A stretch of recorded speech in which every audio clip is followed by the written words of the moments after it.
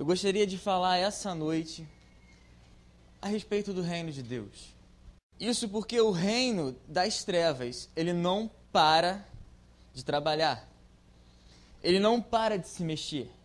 Ele quer a todo momento roubar você, quer me roubar da presença de Deus, do reino de Deus, para que esteja no reino das trevas. Você conversa com o seu amigo e o que sai da sua boca, além das palavras, lógico, mas o espírito que sai da sua boca, o espírito que sai do seu coração, é capaz de convencer o seu amigo a mudar de vida, a mudar de pensamento.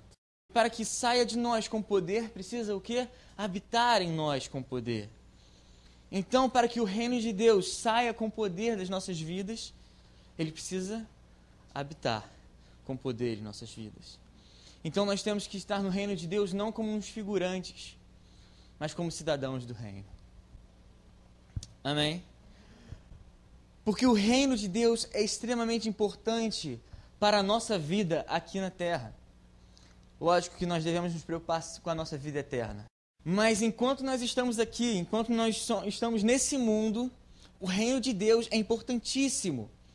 É importantíssimo de ser estabelecido. O reino de Deus é o que ainda salva a terra. O reino de Deus é o que ainda traz equilíbrio para a terra. Eu só vou pedir para você imaginar, porque eu não vou nem pensar em você estando aqui depois que Cristo vier buscar a sua igreja. Mas você já viu algum filme, você deve já ter visto alguma novela, já deve ter visto, sei lá, algum curta-metragem. Imagina como é que deve ser a terra depois que Cristo vier buscar a sua igreja. Então o reino de Deus traz equilíbrio ao mundo. Traz equilíbrio ao mundo e você precisa ter a noção de que para o reino de Deus ser estabelecido na terra, você é essencial. Mas por quê? Porque o reino de Deus sou eu e o reino de Deus é você, o reino de Deus somos nós. Só existe Jesus mais importante, só existe Deus mais importante, porque somos nós. Lá em Lucas 10, abre rapidamente aí, Lucas 10. E lhes disse: a colheita é grande, mas os trabalhadores são poucos. Portanto, peçam ao Senhor da colheita que mandem trabalhadores para a sua colheita. A colheita é grande e os trabalhadores são poucos. Ou seja, se você está aqui, se você se dispõe a ser um trabalhador nessa colheita, você é importantíssimo. Você é essencial para que o reino de Deus seja estabelecido. Mas você é essencial, mas você precisa estar preparado, você precisa estar pronto para servir. E Deus procura corações sinceros. Você tem um coração sincero? Responda com sinceridade do seu coração. Você tem um coração sincero? Jeremias 29, versículo 13, diz assim: vocês me procurarão e me acharão quando me procurarem de todo o seu coração. Faça as coisas aqui na casa de Deus de coração. Existe uma coisa, e até era uma mensagem que eu queria trazer lá na frente, mas eu trouxe para hoje, trouxe para essa palavra, mesmo que lá na frente a gente venha falar de novo. Mas existem duas coisas que você tem que vencer para que Deus haja tremendamente na sua vida. Existem duas coisas que você precisa vencer para que Deus haja tremendamente na sua vida. A primeira coisa é a inapetência. Mas inapetência é a ausência de fome. É a falta de fome, é a falta de vontade de se alimentar, é a falta de vontade de buscar. E se você for parar para ver, o reino de Deus, a geração que nós vivemos, a igreja aqui, tem sofrido de inapetência espiritual. De repente, paramos de ter fome e sede de Deus. Achamos que a porção que um dia foi dada a nós, ela é eterna e ela pode durar para sempre.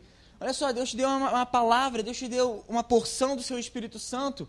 Amém por isso, mas Deus tem dia após dia o alimento para a sua vida. Você acorda de manhã, a primeira coisa que você pensa é o quê? Comer.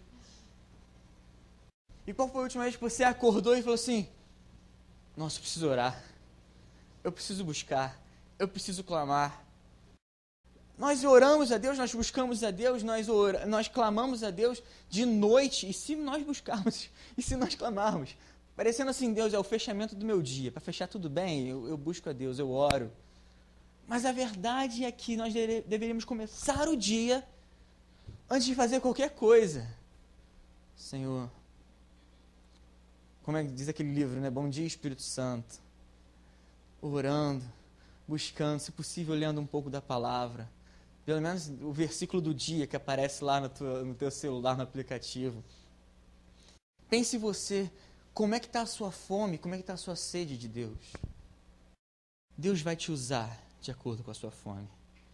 Se você tiver muita fome de Deus e você buscar muito a Deus, Deus vai te usar muito. Se você buscar pouquinho a Deus, se você tiver pouca fome de Deus, vai ser pouco usado.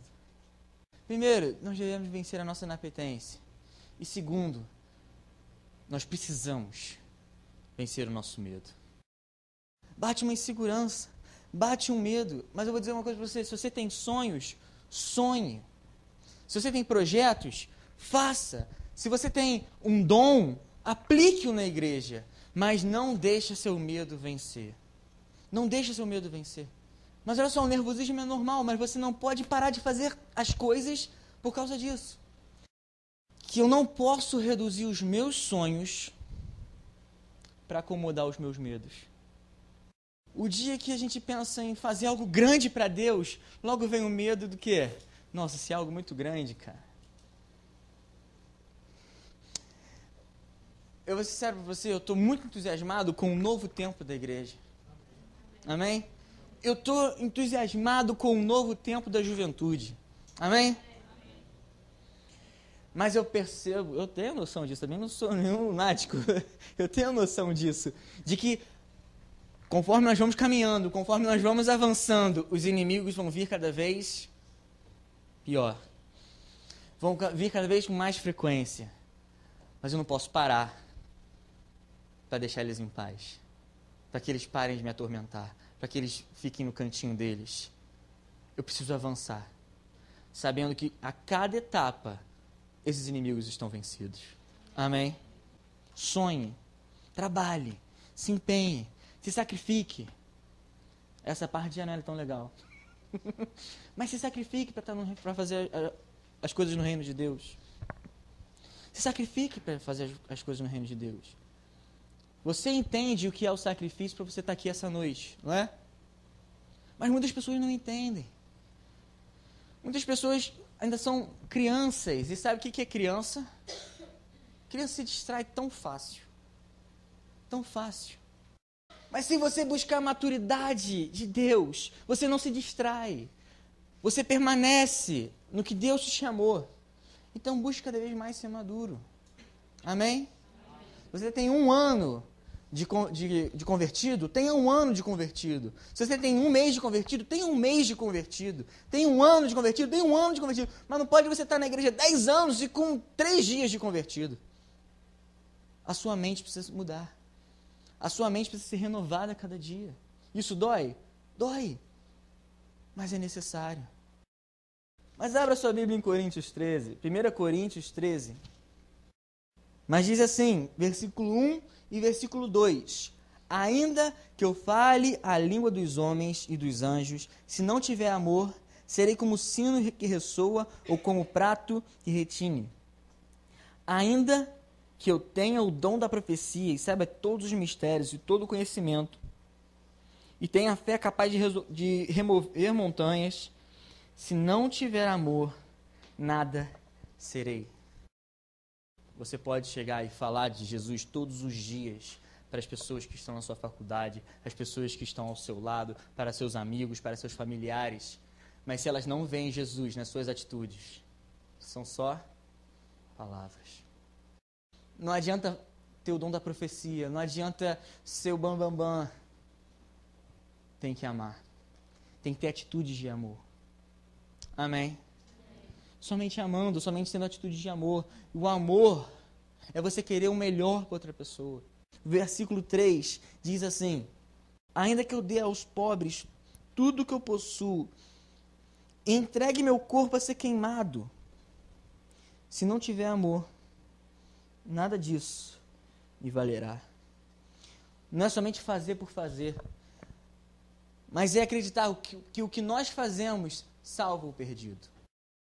O que a Bíblia está falando aqui em Romanos, em 1 Coríntios 13, versículo 3, não é fazer por fazer, é entender que o que você faz muda a vida de alguém. O que Romanos está falando é faça com amor ou não faça. Não adianta se você é profeta, não adianta se você é ministro, não adianta se você é músico, não adianta se você fala bonitinho ou se você tem PhD em crente. Se não tem amor, não faça. Melhor não fazer. Agora, imagine as suas mãos, quanto elas já tocaram pessoas, ou o coração das pessoas, para bem ou para mal. Quantas vezes você já tocou alguma pessoa? Quantas pessoas já foram tocadas por você? O nosso toque, nós devemos pedir a Deus, o Espírito Santo em nossas vidas, para que o nosso toque seja o toque de Deus. Amém? Seja o toque do Espírito Santo. Quem faz louvor, peça para que a sua voz seja a voz do Espírito Santo. O seu trabalho não é julgar quais são as ferramentas que Deus usa. O seu trabalho é só ser ferramenta.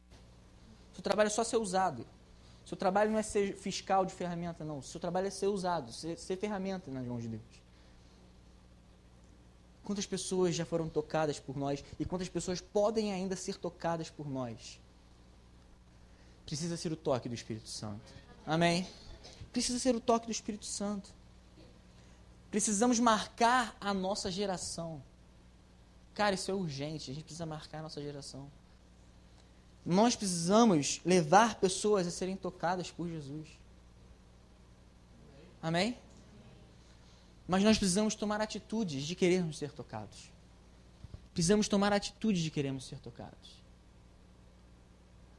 Quando os discípulos estão andando e encontram aquele paralítico. Mas se você ler, você vai ver que os discípulos estavam ali e aquele homem chegou e pediu assim, poxa, tem uma prata, ouro, me dá uma esmola aí. E os discípulos falaram o quê? Igual como a gente está hoje, a gente não tem prata. A gente não tem ouro. Quem tem prata e ouro aí? Depois divide aí. Mas olha só, nós não temos prata nem ouro, mas o que nós temos, nós estamos te dando. Em nome de Jesus, levante e ande. Mas a Bíblia diz que de um salto, aquele homem se colocou de pé. Tem uma mudança de Deus para a sua vida. Você precisa tomar uma atitude de um salto. É a atitude brusca. Eu vou mudar de vida. Eu vou fazer. Deixo as coisas para trás. Saio de perto de algumas amizades. Saio de perto de alguns conceitos. Eu quero o que Deus tem para mim. São atitudes bruscas. Isso só vem, sabe com o quê? Com o toque de Deus.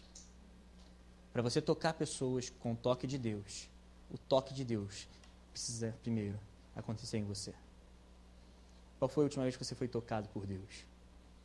Até outra pergunta. Você já foi tocado por Deus? Porque o que eu mais vejo hoje em dia são pessoas sendo tocadas por homens. Tocadas por homens. Não porque às vezes homens querem, porque elas se permitem. Porque elas se permitem. Mas o primeiro toque que precisa acontecer é o de Deus na minha vida. E não é o único toque. Quem nasceu na igreja aqui? Glória a Deus porque eu nasci na igreja. Amém? Mas não adianta nada se você não for tocado constantemente por Deus. Ah, Davi, eu fui tocado uma vez e aceitei Jesus. Legal, cara. Você está devendo muitos toques aí do Espírito Santo na sua vida. Eu preciso ser tocado a cada dia por Deus. Se você entrou aqui essa noite pensando, hoje eu vou ficar aqui de boa e vou embora depois. Suave, eu vou tranquilo. Não vou afobado, mas eu vou voltar para casa sem o toque de Deus. Só com esse toque de Deus na sua vida constante vai te dar o Espírito Santo, em que você vai chegar em vidas que precisam ser tocadas por Ele. E as suas mãos serão como as mãos de Cristo. Seus pés serão como os pés de Cristo. Algo, não sei porquê, mas tem um versículo que está um tempinho na minha cabeça e diz assim, formosos são os pés do que dos que anunciam a paz. Quem conhece? E eu fico pensando assim, o cara pode ter joanete, o cara pode ter chulé, mas se ele se dispõe a fazer a vontade de Deus, permite ser tocado por Deus, são os pés de Cristo que estão ali. Que essa noite você queira um toque de Deus. Amém? Um toque de Deus.